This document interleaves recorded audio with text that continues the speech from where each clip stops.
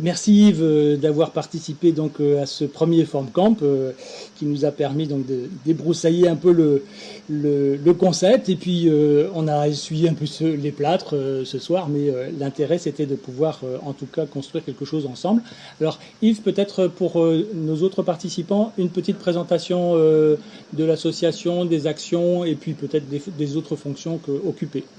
Bon, ouais. On va essayer, Luc, de faire plutôt synthétique et simple. Donc, effectivement, la casquette que je porte ce soir, principalement, c'est celle de président d'une association nationale qui s'appelle WALT, W-A-L-T, qui est une plateforme nationale qui fait la promotion de l'apprentissage en France de manière nationale. En clair, c'est plutôt une fédération d'écoles et de CFA qui mettent en commun des moyens pour développer une plateforme du co-jobbing, du speed dating, des solutions pour faciliter l'accès et l'orientation des jeunes sur l'apprentissage. Donc ça, c'est quelque chose qui a été créé avec un certain nombre de CFA à l'origine, j'en cite quelques-uns. Donc le groupe IGS, les Compagnons du Devoir, les Maisons familiales rurales, l'association AFTRAL, l'enseignement catholique, et le groupe Thalys que je préside aujourd'hui. Donc matin, midi et soir, je baigne et dans la formation, comme certains ici autour de la table digitale, et dans le digital, le sujet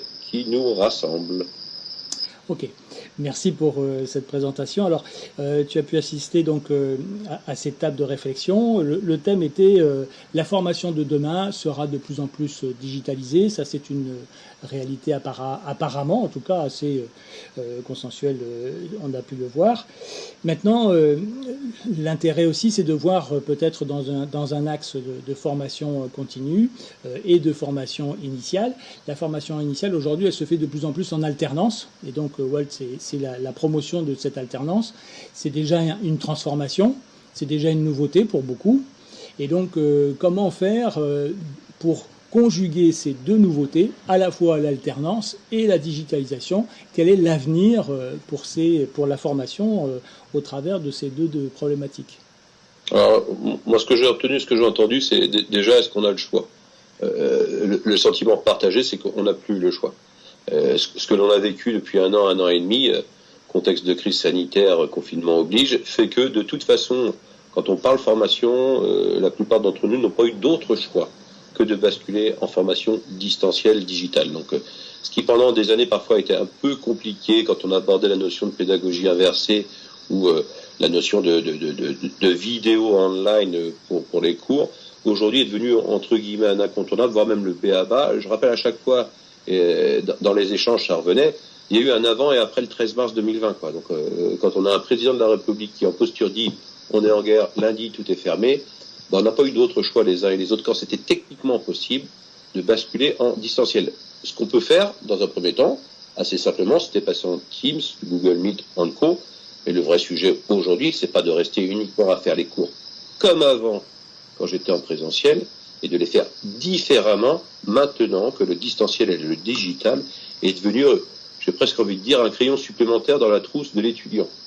Donc c'est vrai, c'est le sentiment en tout cas, je pense plutôt partagé, c'est on n'a plus le choix. Donc ça veut dire que ça a embarqué collectivement les sachants, les enseignants, les doctorants, les corps administratifs, puisque de toute façon aujourd'hui, il ne se passera plus une formation sans que le distanciel, sans que le digital soit à un moment ou à un autre un outil complémentaire comme un autre. Donc c'est le sentiment partagé. Après, je le dis toujours avec humour, voilà, on est devenu maintenant télé-enseignant, télé-formateur. Je peux vous assurer que les jeunes, ils sont devenus aussi télé-apprentis, télé-contrat pro, et ils savent très bien aussi utiliser le sujet. Anecdote, et ça a été évoqué aussi, je pense qu'il y a certains jeunes qui se verraient bien dire, et on l'a déjà vécu, moi je l'ai vu aussi, moi je préférais faire les cours en distanciel, rester chez moi. Le sujet, c'est que tout n'est pas distanciel dans la vie, et que ce petit supplément d'âme que l'on a dans le présentiel, ce petit volet subconscient du partage des humanités, ne peut pas non plus être totalement sacrifié au profit du digital à 100%. Donc vous voyez, tu vois, je commence déjà à basculer de c'est bien, mais c'est pas non plus la panacée. Il va falloir trouver les justes milieux pédagogiques, éducatifs. D'accord. Et pour les entreprises du domaine et du secteur de la formation, quels sont les gros challenges en fait face à cette mutation? Il y en a plusieurs. Quand on évoque les sujets, alors, que ce soit les tours de table digitaux que l'on vient de faire ou chez Walt, il peut y avoir différentes catégories de challenge. Si je prends un premier sujet, le socle de compétences, ou en tout cas la maîtrise des savoirs fondamentaux, il est clair et net que tout le monde est en train de regarder sur les bibliothèques numériques ce que l'on peut apporter comme outillage. Mais on se rend compte aussi dans ces challenges que le sujet n'est pas, n'est pas uniquement d'apporter des outils, mais le vrai sujet, c'est d'embarquer les équipes à faire en sorte que ces outils soient utilisés. C'est pas parce que tu proposes un outil, gratuit, qu'il est utilisé. C'est un truc qui me stupéfait à chaque fois aujourd'hui. Le vrai challenge, pour moi, il est à l'étape d'après, c'est ce que certains appellent le mentoring. En l'occurrence, c'est la capacité à relancer l'étudiant, qu'il soit jeune, adulte, peu importe, à utiliser ces outils qui sont des outils de positionnement individuel. Donc, gros challenge, effectivement, c'est l'accompagnement de la formation digitale. Troisième sujet, et là, c'est aussi, je pense, une attente forte des apprenants que sont les jeunes, si je reste sur le focus apprentissage, ils sont de plus en plus exigeants. Quand je dis de plus en plus exigeants aujourd'hui, c'est pas à toi que je vais le dire, ils sont capables durant un cours de prendre leur téléphone, non mais ce que vous venez de dire, je suis pas d'accord, je vais regarder sur Internet. Donc le vrai sujet, il est plutôt dans la capacité, non pas à les challenger, parce que eux vont venir nous challenger, mais c'est à nous les embarquer pédagogiquement, ludiquement, et à leur apporter autre chose. Donc cette notion de pédagogie inversée, tu regardes le cours chez toi, et tu viens à l'école, tu viens sur le campus, tu viens dans l'organisme de formation, tester ce que tu as appris. Et là, c'est là toute la novation ou l'innovation qui est notre responsabilité, c'est d'aller chercher, je vais dire n'importe quoi, les alumni, les chefs d'entreprise, les mentors, pour revenir sur un terme simple, qui vont être en capacité de dire voilà des cas concrets, voilà ce que l'on vit, voilà un cas concret à vivre, à travailler ensemble sur la base de ce que vous avez regardé chez vous. Or, tout à chacun ici, c'est une transformation culturelle, consciente ou inconsciente.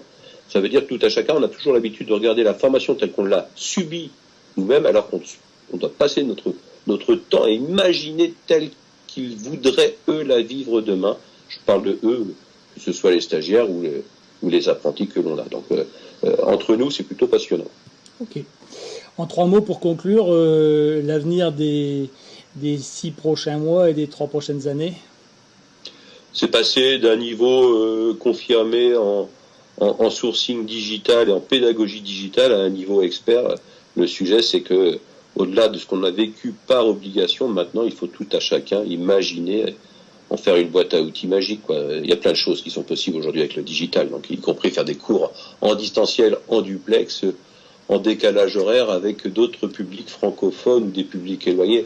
Il y a tellement de choses qui nous sont ouvertes qu'il faut savoir, après chaque crise ou chaque guerre, rebondir collectivement. Voilà, ça c'est ma part d'enthousiasme, tu l'auras compris. Voilà. Merci en tout cas Yves d'avoir pu participer à cette première des Formcamps. On se retrouve pour la suite des choses. Merci en tout cas. Merci à toi.